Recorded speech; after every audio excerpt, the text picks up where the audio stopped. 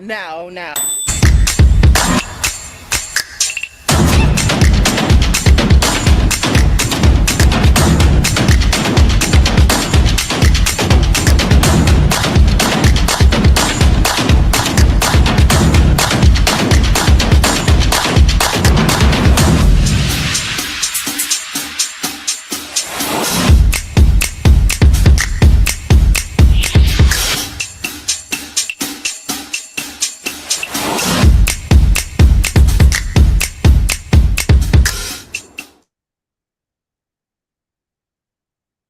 Good evening. This is Juli Pitra, and I'm here to discuss Pitranomics, my 10-part strategy to grow, protect, and transfer wealth. And you know what? I'm going to do a little bit of something different. I'm going to give a bit of an introduction about myself because my good friend Shamir did it on her great home buying network, home buying teaching conference. So I don't know how many people who are listening to me know that, for example, I'm from Colorado Springs. I'm a Midwesterner.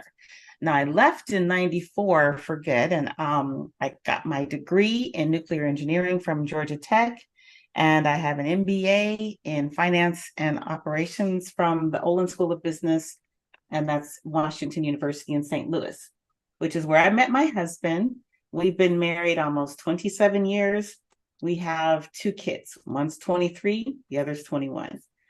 And how Pitranomics came about, it's sort of the combination of what I brought that I learned from my amazing mother, Jacqueline Tucker, after whom both of my children are named Jacqueline and Jacob.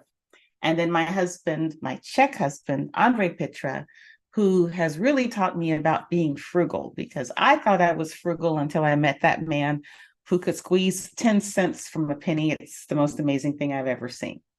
So in 2015, I decided I was going to change my career.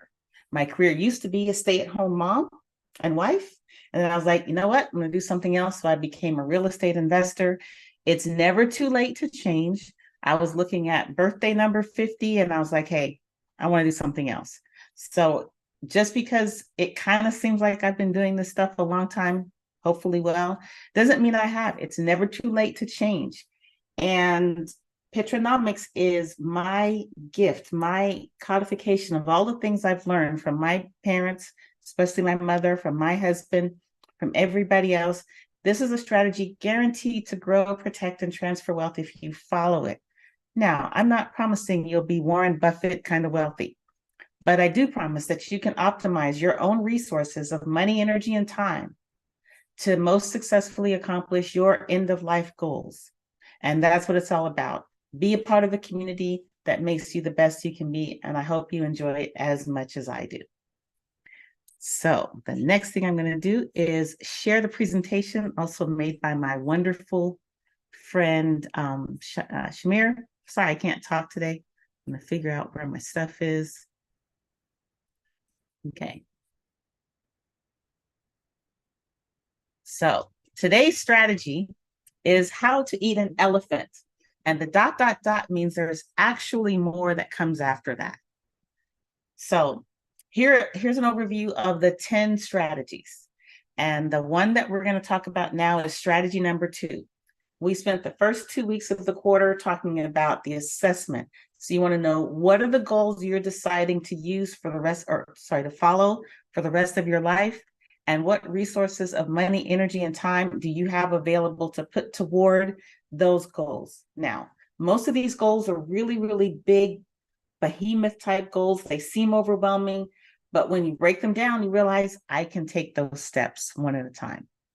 And one comment that was made earlier that I want to mention, even if you're not interested in the goal of providing private school tuition to your grandkids, that's the typical goal that I'm going to go back to all this quarter because I need something to refer back to. I used to talk about my kids a lot and say, our goal, my husband and I, we had this goal to raise sane, productive, independent members of society in our children. And I talked about that a lot, but I wasn't sure if that resonated. So now I'm coming up with something else. And the reason why I chose this goal is because I had seen a video on TikTok, my new favorite information source, that said when when a professional athlete that's of one particular demographic, when they make it, they take their big lottery of money and they plan forward with it. But then there's another whole demographic that gets that big lottery of money, and then they're trying to take care of people in the back, take care of mom, take care of grandma, take care of brothers. So there's no resource left to start talking about wealth for the future generations. What I would like for us to think about, what we do, we take small steps, small steps, small steps consistently over our lives so we can push the benefit of that forward. That is what essentially Pitranomics is about. You're planting the seed of the tree you'll probably not sit under, but it will provide shade for future generations. And you know what? I think we should build a cartoon or an animation about that. Long after I'm gone, I hope that the benefits of what I've been doing will help people that are coming after me. And so that is what Pitranomics is mostly about for me, not for my enjoyment, and not even really for my children, but for their children, and so forth and so on. So again, today's strategy is how to eat an elephant. And the answer to that is one step at a time, or one bite at a time. Let's put it this way. How to eat an elephant one bite at a time. Big journeys, long journeys, always begin with small steps. And one of the clearest manifestations I've seen of that is that my husband is training for the Ironman. And if you don't know what it is, it's where people sign up to torture themselves for a lot of hours. They run basically a marathon. I don't know, like 100 and something miles of a bike ride, and I don't know, close to 5 miles or something like that for a swim. I really don't know. It's really, really far. It's a grueling process. Now, he has already completed the half Ironman, and that in itself is extremely impressive to me. But he didn't start out one day and go, oh my gosh, I am ready to do this Ironman right now. Nope, that wasn't how it was, because he wasn't a bike rider and he wasn't really a runner. Now, he's always been an amazing swimmer and he looks beautiful in the water, but he found someone to help him take that goal of the Ironman. Now, think about it. Some people are like, I run a marathon. Oh my gosh, that's great. That's going to be the last thing he does that day. He's got to have enough stamina to go through this long swim in river water, then this long bike ride, which I think is like 120 miles or something like that, and then the 26.2-mile run after all of that, all in the same day, and not even with a nap. I don't understand. But hey, this is the thing. It's a very awesome way to physically illustrate what Pitranomics is all about. You set this lofty goal that cannot be accomplished in a day. You have to set up your milestones. You have to gather up your resources.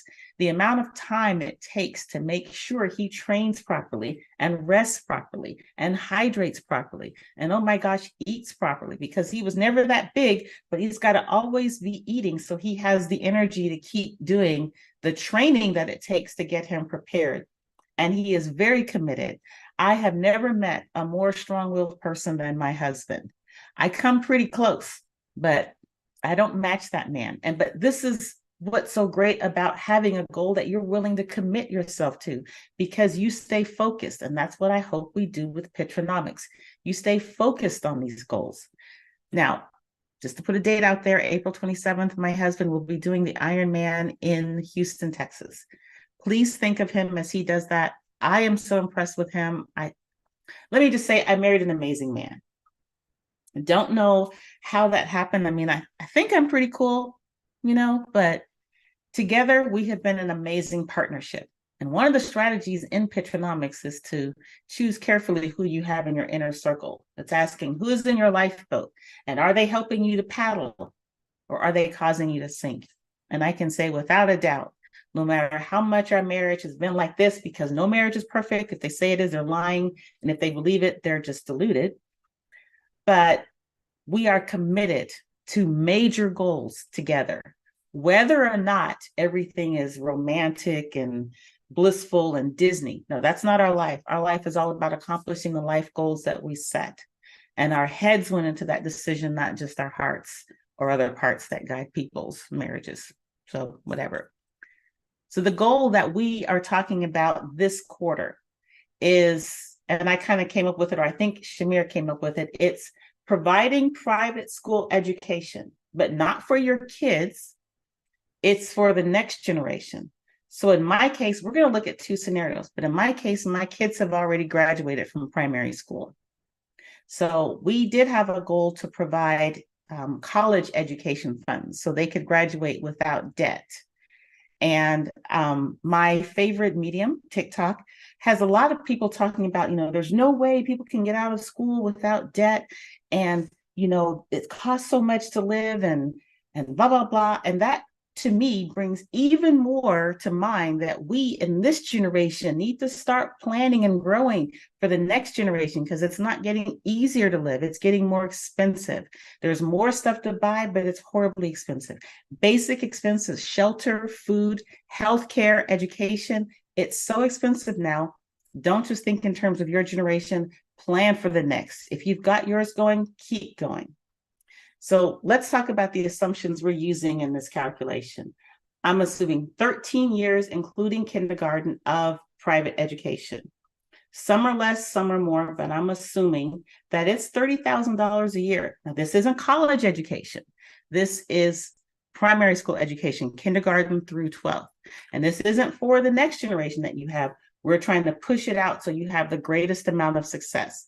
And we're also going to assume kindergarten starts at the 5th year after birth. Now, just to warn you, I love spreadsheets.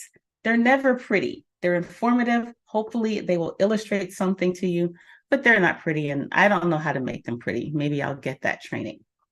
So the important thing to remember is that there's a cost of living increase right now that's pretty substantial, 3 to 3.5%. And so what that means, if you have money, it does you no good to stick that money under your mattress or even just to stick it in your bank account. That money has to get out there and start working for you so it can at least match the increase of your cost of living year over year over year. And now when you talk about educational costs, those have almost doubly outpaced the cost of living. So how on earth do we plan to keep our future generations getting the education, and not just the education, the exposure that they need to do extremely well? Because my view and my husband's view has always been, we do what we can with the hand we're dealt in this life, but we're trying to accumulate more for the following generations to do better. And not only provide the resources, but provide the education and provide the values and provide the stamina. So all of that goes into that goal I used to talk about, the sane, independent, productive members of society. There's a lot in that. But I think that maybe you can get your head around more easily providing the financial resources for private school education for your kids, as well as thinking about, how is that money going to be available? What vehicles am I using to make sure it's available? And who, in case I'm not around, is going to be there to make sure my wishes are carried out? So we're going to have these two scenarios. And I'm going to have to go from this presentation to sharing my ugly spreadsheet that I hope you enjoy. So the first scenario is, it's likely for me. My children right now are 23 and 21. Let's say they get married in 2 years and in 5 years, respectively. And after the marriage, they have 2 years, and then they have that first child. And then each child is 2 years after that. We can change these. And this is when one of the other strategies comes into play, which is get professional help. A financial planner has these wonderful softwares so that you can do this not on an Excel spreadsheet, but on these powerful I can't talk today. These powerful machines with algorithms that can do amazing what if analysis. So you can say, like, what if I have 5 kids instead of 3? What if one kid has 5 kids? What if 2 kids have 5 kids? But this is going to be a very simplistic, illustrative way to get you to understand how this works. So, and this is going to be scenario 2. Let's say I have a child that's 5 and one that's 2, and I anticipate they'll both get married at 25. And once they get married at 25, they'll wait 2 years and have kids. So it's the same thing. We're just pushing it out a little bit. So now I'm going to stop this and take a moment to see if anybody has any questions. You can put it in the chat or you can break in and talk to me. I want to make sure you understand. And if you have any questions about my spreadsheet and you're like, that's not clear, it's not going to hurt my feelings that you don't understand. There are no silly questions. I love making these types of spreadsheets. So here it is. And I'm going to have to put my glasses on to see it. So we're going to do the first scenario, which is 2 years and 5 years. Okay. Now, this axis, which I couldn't figure out how to adjust, is starting with year 2024 all the way out to year 2100. Now, I don't think I will make it out that far, but it depends on how far out you're planning. So we're assuming after my first child gets married in 2 years, then 2 years after that, she'll have her first child, second child, third child. My second child will get married in 5 years, and 2 years after that, will have his first child, second child, and third child. And we're assuming that kindergarten starts 5th year after birth.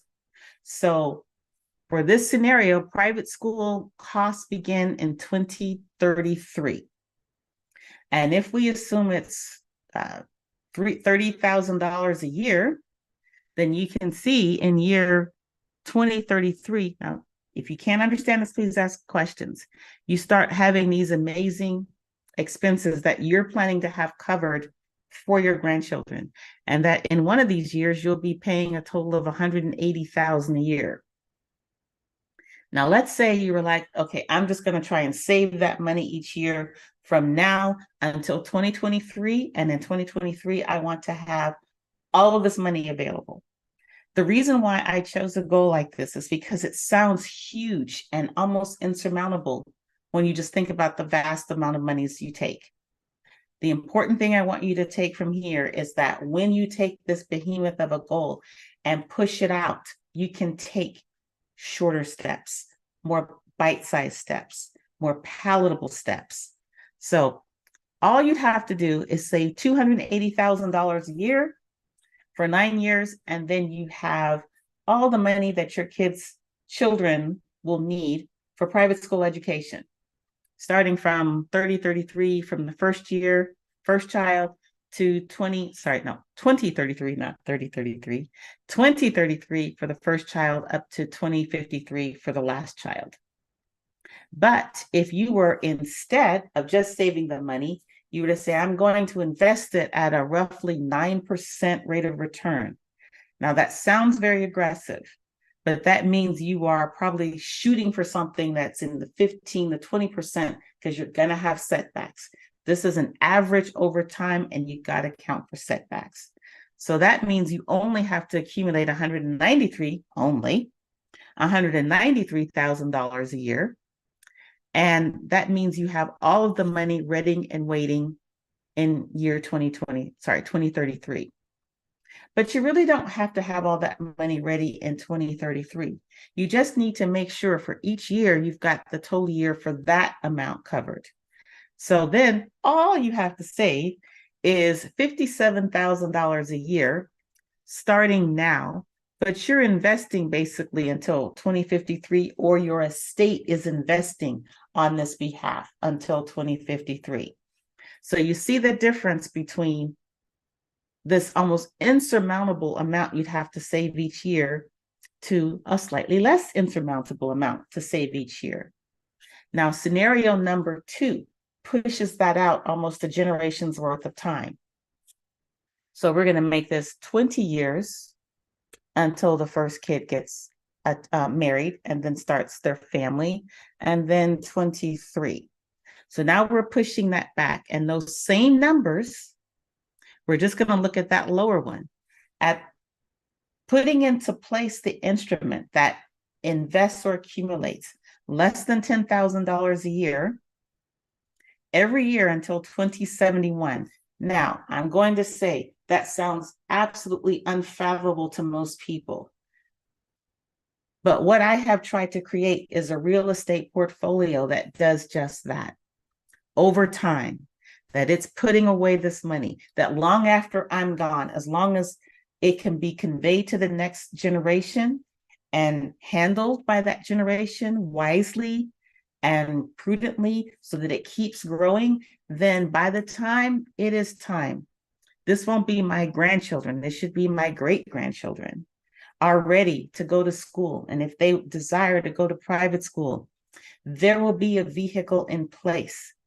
I hope I'm doing the best I can right now to not only provide the financial vehicle for it, but to prepare my children so that they can prepare their children to receive the gift of providing private school education and all that you can experience through private school education, because it's not just about the education, it's about the exposure for the next generation after that. One of the biggest things that I hope people take from Pitranomics is that it's not about enjoying the fruits of your labors. It's about putting in place the fruits of your labors to help successive generations. And if you don't have successive generations, then to help your community. It's not self-motivated. It's all about an abundant mentality toward your community. So I know, even this sounds pretty crazy, $9,000 a year. But keep in mind, if you're not doing this for yourself, if you're saying, I want to put this in place, and this is what a lot of wealthy people do. They're like, I'm going to bust my butt, not for me, but for the next generation or the generation after that.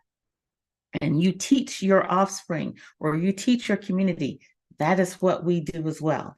We don't bust our butt for us. We bust our butt for those down the road. So if your goal isn't private school education for grandkids, maybe it's an endowment at a school.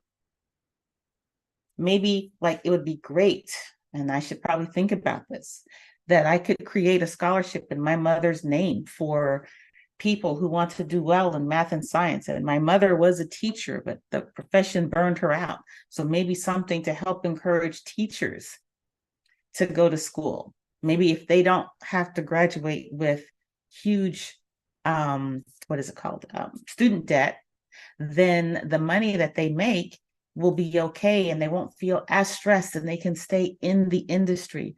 Because keep in mind, our teachers are leaving at an alarming rate and they're not coming in fast enough to make up the difference. So maybe that's your philanthropy if you're choosing not to create this legacy for your descendants. Any questions, please text. I'm going to stop sharing for a while so I can see if anybody wants to ask me a question or write something. And Shamir, if you can see if there's anything on Facebook or YouTube. By the way, if you're interested, please like and subscribe my YouTube channel. I'm trying to grow some subscribers, so I'd appreciate the support. Okay, what is this? Can you explain how this is also retirement planning? Oh, yeah, sure. So as far as saving for any particular financial goal, you have to understand when the money is going to be needed and how much you plan to be needed and for how long you think it's going to be needed. So the same vehicle can be used for your present, your own retirement planning, or you could say, I want to plan for the retirement of my children so that, and here's something that a lot of people face. There are a lot of people my age, a little bit younger, that have elder parents they're trying to care for. So the resources that they have to try and push forward are being spent back. So maybe instead of it being retirement for yourself, you're putting to place retirement or maybe elder care for the next generation. So they aren't as stressed. And that's one of the things that I hope that everybody looking into Pitranomics thinks about, is because it's not going to get easier for the people who are following after us. I saw a video earlier yesterday and it talked about 30 years ago, rent was 14% of your gross salary. And now people are paying 30 to 40% of their gross salary for rent or for mortgage. But I will say, and I know this is true in Texas, the home that I grew up in was a perfectly acceptable size home for a family. It wasn't considered a starter home. But now, 2,500 square foot, 1,800 square foot home, people are calling those starter homes when, 30, 40, 50 years ago, you had full-on large families growing up in homes that size, because we have a mindset now that we all need our space, and all that space costs money. I grew up an only child, so I really don't know about the sharing of space, but I did have a neighbor and they had the same size house and they had 4 kids where there was just one in mine. And the boys, the one was, let's see, the oldest and the youngest actually, they shared a room and they learned how to get along. And the 2 girls shared a room and they didn't have a lot of space that was just their own, but the house was something that the parents could pay for. 2 teachers, both of those parents were teachers, and they could get their house paid for. So they had a legacy to share for their kids. They could also assist with their children's education. But now, if you look at it, the cost of that house probably back then, I would say the same house in Colorado Springs will cost around $450,000. I'm just guessing, I'm not sure. But how much will that same house cost in 30 years? Quite a bit. Will it be within the reach of the next generation? I don't know. What are people making these days compared to the cost of housing? My mother's guideline, what she taught me, was the cost of your house should be no more. So if I buy a house in 2024 and my household salary is $40,000 a year, that means that the maximum house should be 2.5 times that, which is $100,000 for the house. But here in Texas, there are people whose household is $40,000 a year, but they're not living in a $100,000 house. So the guideline that I grew up with, that I lived by, is now squeezing people. There's no way they can make it, because it's going to be really hard now to find a house in the Dallas-Fort Worth area that costs $100,000. And if it is, it's probably a 2-bedroom house. And maybe it's not that great. And whereas when I first bought my first home was a condo. And it was a 2-bedroom, 2-bath condo. And I was making about $50,000 a year. And my condo cost less than 25. So it wasn't that I was at that upper limit of 2.5 times. I was about at half. And I was like, oh my gosh, I'm so happy because I am saving, I am growing. And in addition, I was able to sell that condo for twice the amount I paid for it. Are our children going to be able to do that? I don't know. Let's do what we can to give them kind of a heads up, because that's what's going to separate the next generations. Not what they're able to make, but how much of a platform we're able to build. Thank you for that question. I hope I got it. I kind of went off on a tangent. David, did I answer that question? Close enough. Close. Did I miss? Is there something else I need to go over? No, that's Okay. fine. All right. I just wanted you to compare that to actually saving for retirement, because that's something that we don't do a good job of within our community either, is saving for retirement. That is true. And then there's legislation that's going to push back the age that people will be able to collect Social Security. And the advice that I got, that my husband and I got a long time ago, probably about 20 years ago, more than 20 years ago now, because my son wasn't there, from a financial planner. She said, don't count Social Security in your retirement planning at all. And I was like, oh, that's probably fair. I'm so glad I was told that a long time ago. But there are those of us that didn't get that information and maybe think, oh, okay, I can plan for Social Security covering a little bit, maybe a tenth or a third. But my husband and I were like, nope, in our retirement planning, we will not plan for Social Security to help any of it. So where do you get your money for retirement? What does retirement look like? So last week, we kind of talked about retirement. And if I can share, David's retirement number was pretty high that he wanted per month. My number is not, but my number counted for already owning a home free and clear. And so then you only need this amount of money a month. But whatever your retirement amount is, if you pick up your phone and use it as a calculator and you say, how much money do I need a year in retirement? And if you say it's $100,000, and what I want you to do is take your calculator and put that $100,000 in. And what do you think is going to be the rate of return on that entire $100,000 that you've put away to generate your retirement income? Well, let's say it's 6%. So then you divide that 100,000 by 0.06. And that means you need $1.67 million worth of assets generating 6%.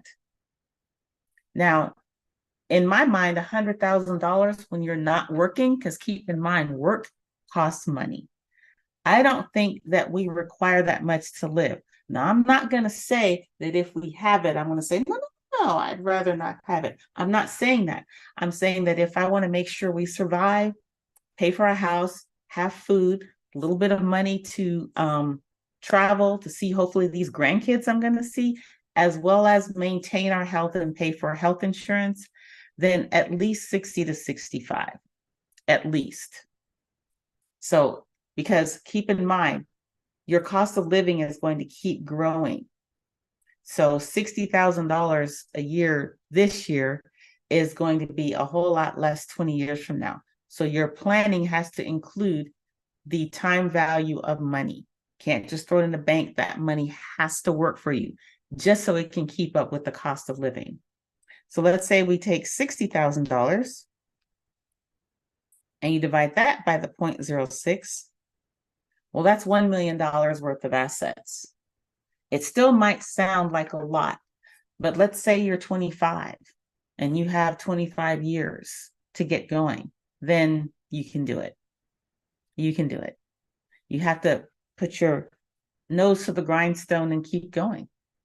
And the financial planner, and I will try to have one in here because it's important that you see the software that they produce so you can really see how much each year you need to do, accounting for increases in cost of living and accounting for setbacks, because there is no investment vehicle that will absolutely never have a setback. No matter what they tell you, there's going to be a setback. And the setbacks, if they're early, can throw off your final trajectory, and if they're at the end, can put the stability of your income at risk. So it's always important to get that analysis done by someone who knows how, so that your steps, your incremental steps, include some mishaps that may happen. For example, I invest in real estate, and I try to make sure that the absolute minimum, my KPI, before I even keep looking at a deal, is will I earn 15% cash on cash return on the money I have invested in the deal, which is a lot higher than 6, but you can have some setbacks in real estate. You can have cash flows decrease. You can have casualties with the properties. So you have to take into account some setbacks. And the 15% cash on cash return is, if it doesn't meet that, I'm not even looking at the deal. And so I have to be able to quickly go through, yes, yes, yes, no, yes, yes, yes, no, let me look at that.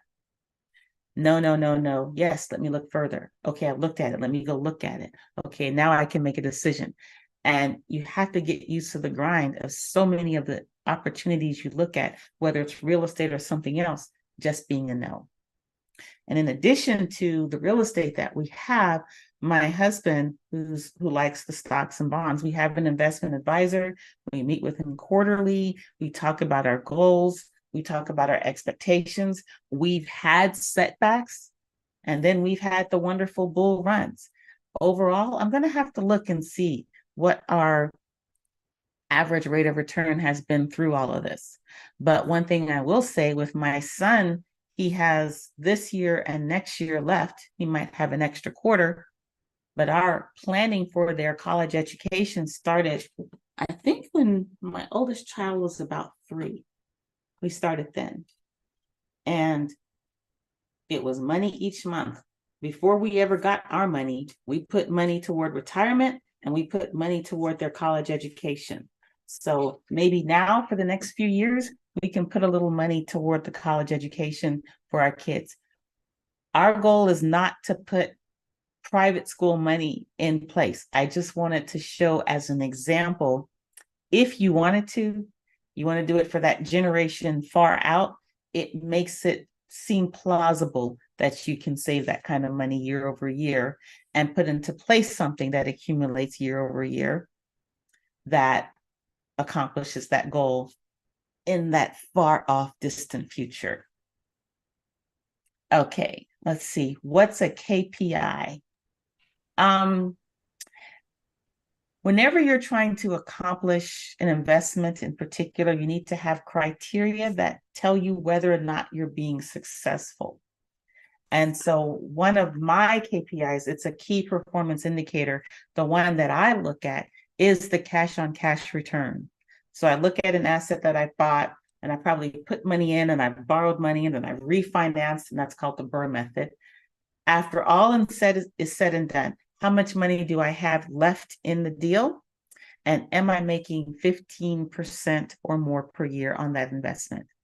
Not everybody needs the same KPI or key performance indicator. Some people use return on their investment, return on their equity. Some people use the amount of time to recover their capital. Whatever it is, make sure that the indicator you use works for the goal you're trying to accomplish.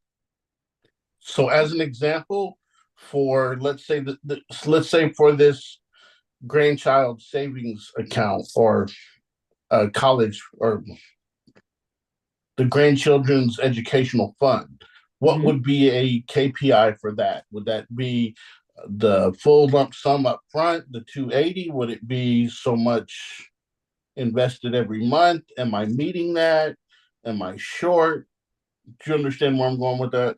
I do. So what you'll have to, when I showed the spreadsheet, Right. and the 9% was the return year over year that accounts for setbacks, this is where your financial planner can say, well, in order to have a, say, 90% chance of accomplishing 9% year over year for 50 something years, you have to shoot for maybe 20% or 15%, whatever it is. So a lot of that's going to require that you speak to this professional and discuss your risk tolerance, because return and risk have a very nice, tight inverse relationship. The higher the risk, you expect higher returns. Actually, that's symbiotic relationship, whatever it is. But a low risk investment, you want, you probably don't expect lower returns. So based on whatever that is you come up with, then you go back and put that simple number in your equations. But first you have to go through your risk versus return analysis. Here's an example. A couple of years ago, I invested in some crypto and it was riding high for a while and then it plummeted and now it's coming back again. That kind of volatility doesn't really work for me.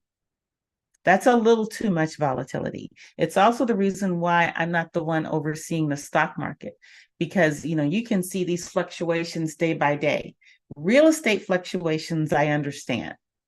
They're impacted by major macroeconomic factors, like unemployment, casualties, the prices of homes in the area that are generally can be described across the board. So they can say the Dallas-Fort Worth area got a 3.5% increase in the cost of a median house. And when I look at my portfolio, it's about that. Those are pretty good indicators. Some did better, some did worse, but it's about that.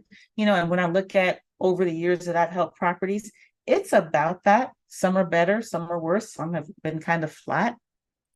So it's taking a very diverse portfolio of assets and attaching a number that works over a long period of time. So that's why it's very important if you have a short-term goal. Like, for example, the first scenario was this money for the private school education needs to happen in 9 years.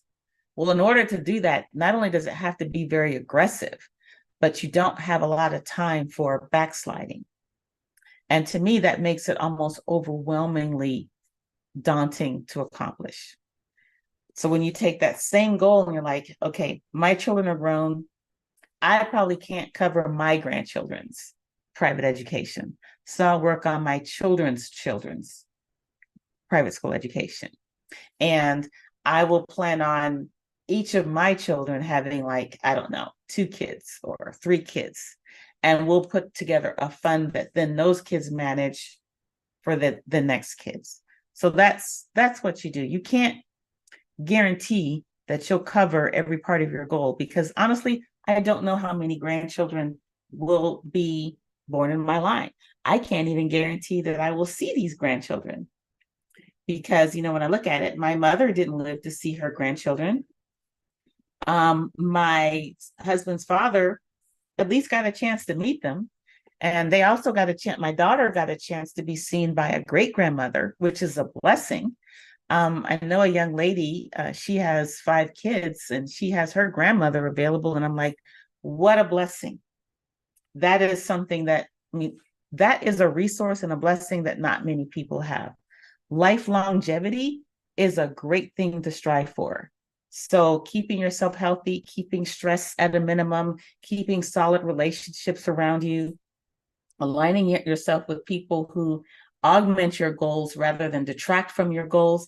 These are all things that help you accomplish what it is you want to accomplish through your life goals via Pitranomics or any other strategy that you think works. Because you know what strategy is the best? The one you use.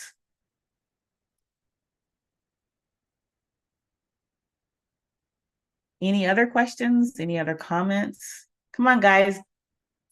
Interact with me. Talk to me.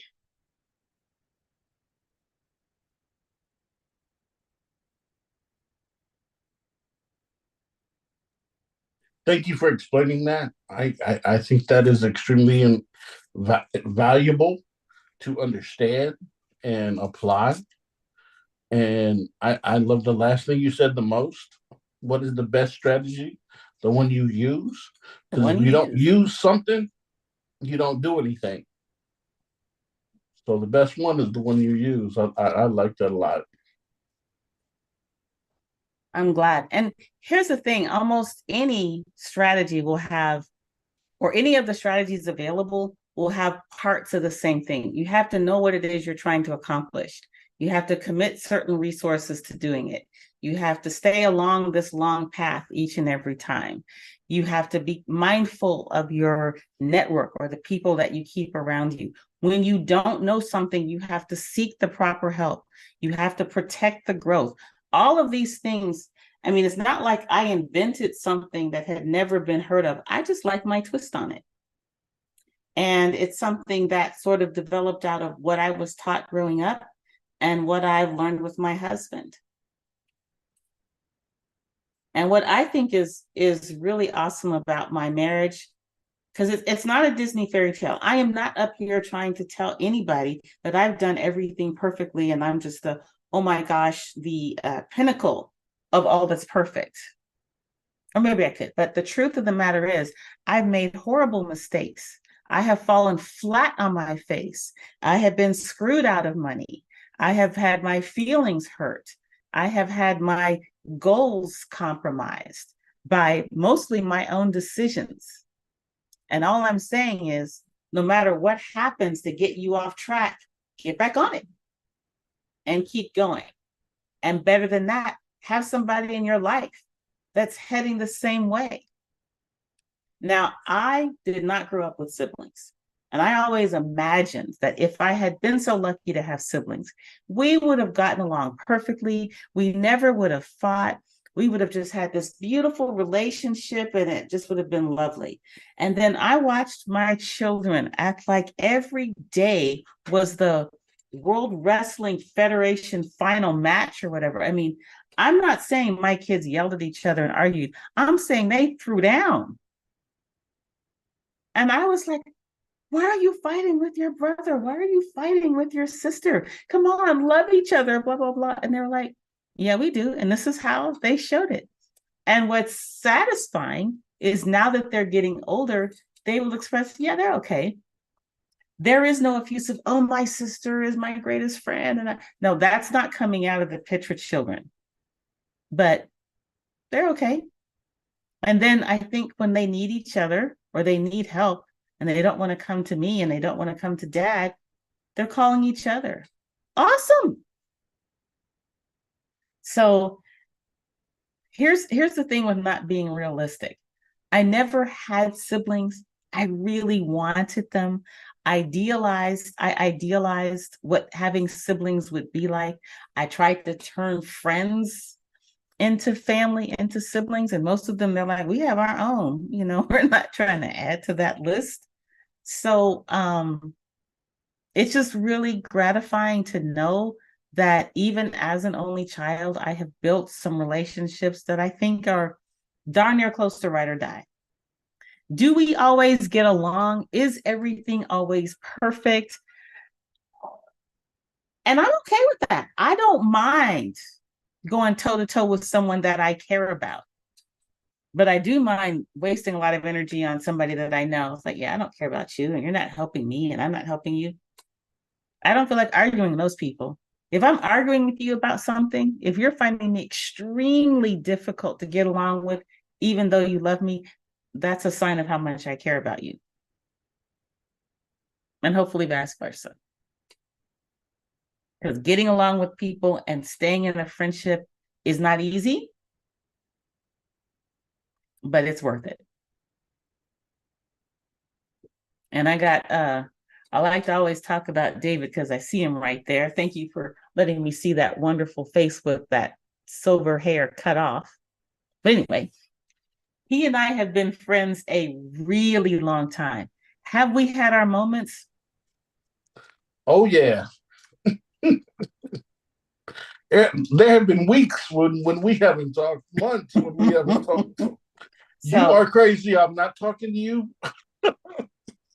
Bye. Click.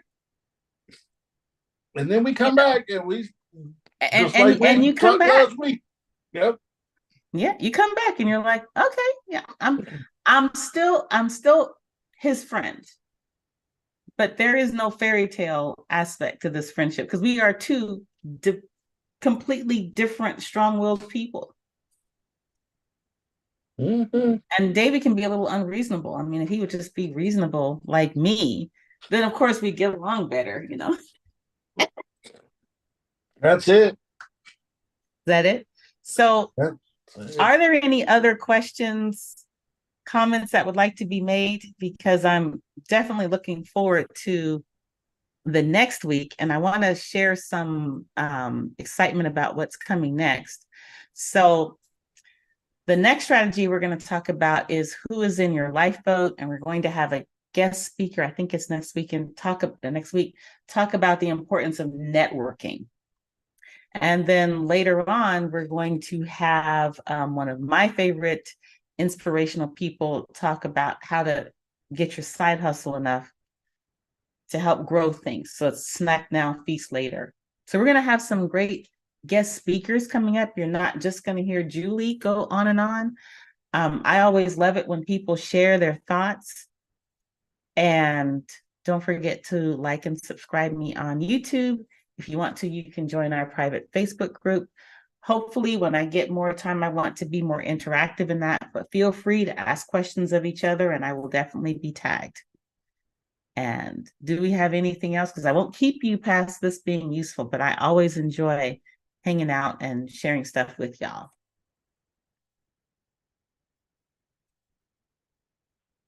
Is that it? Well, I will say mwah, mwah. Thank you for joining me. I appreciate it. And I hope to see you next week. All right. So take care.